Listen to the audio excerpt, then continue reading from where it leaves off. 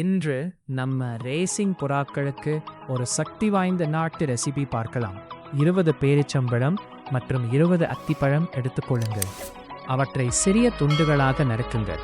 பிறகு இதை ஒரு பாத்திரத்தில் போட்டு 10 முதல் 15 நிமிடங்கள் நன்றாக கொதிக்க விடுங்கள்.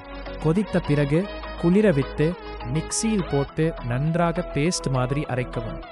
50 புறாக்களுக்கு தினமும் 2 முதல் 3 ஸ்பூன் அளவு போதும். இதை போட்டிக்கு முன் 3 நாட்கள் தொடர்ந்து கொடுக்கலாம். தீருடன் கலந்து கொடுத்தால் சுலபமாக சாப்பிடும். இது புறாக்கள் விரைவாக மீளச் செய்ய உதவும். மசில் வளர்ச்சி அதிகரிக்கும்.